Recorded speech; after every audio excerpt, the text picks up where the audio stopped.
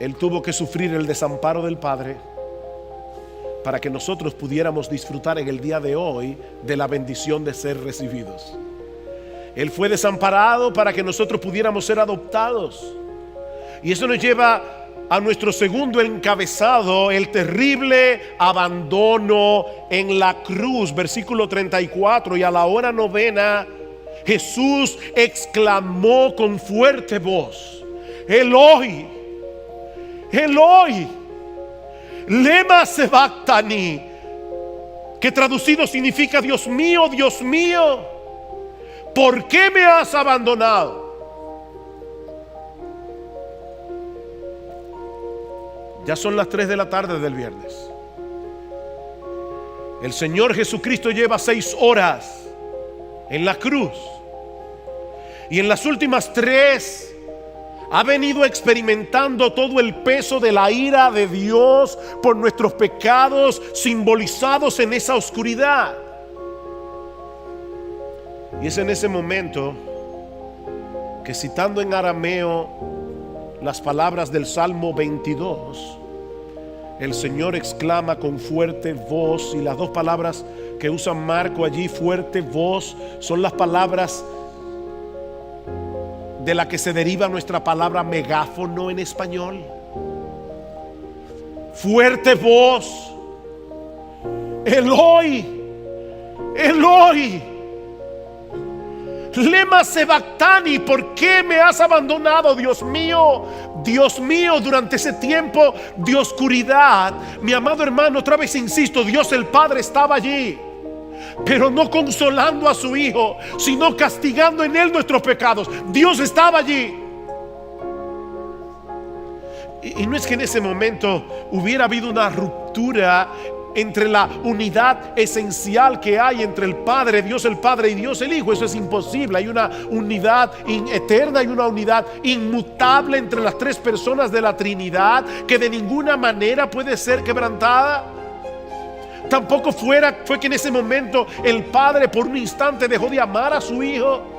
De ninguna manera. Dice el Señor en Juan capítulo 10: por eso me ama el Padre, porque yo doy mi vida.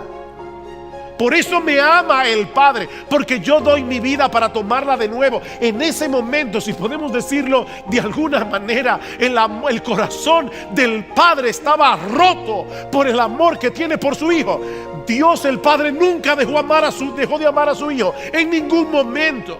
Pero hermanos, en un sentido real, Jesús fue completamente desamparado en su naturaleza humana por Dios el Padre. Dios el Padre no podía tener comunión con Él mientras Él estuviera siendo hecho pecado.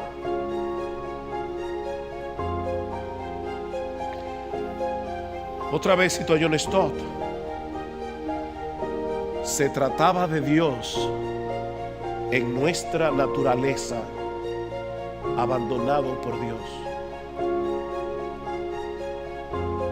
Dios en nuestra naturaleza, abandonado por Dios. Mis hermanos, la santidad de Dios no le permite tener comunión con el pecado. Y en ese momento, colgado en esa cruz, Jesús estaba siendo hecho pecado por causa nuestra. Al que no conoció pecado por nosotros, Dios a Él lo hizo pecado. Ese fue el alto costo que Dios estuvo dispuesto a pagar por nuestra salvación. Mis hermanos, solo Dios pudo absorber el peso de su propia ira. Solo Dios podía hacer eso, y Él estuvo dispuesto a pagar ese precio en la persona de su Hijo amado. ¿Sabes para qué? Para salvarte a ti.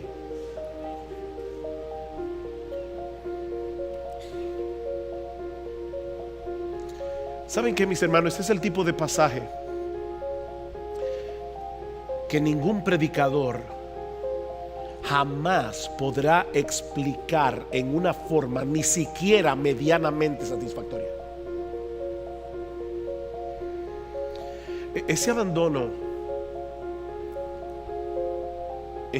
que Jesús tuvo que sufrir en la cruz del Calvario escapa por mucho a nuestra capacidad de entendimiento, sobrepasa por mucho nuestra capacidad de entendimiento. Estaba leyendo que se dice que en una ocasión Martín Lutero pasó horas con su Biblia abierta, solamente meditando en esas palabras: Dios mío, ¿por qué me has abandonado? Y dice que después de estar varias horas meditando en ese texto, dice que empujó la mesa y solamente pudo decir con toda perplejidad: Dios, abandonado por Dios.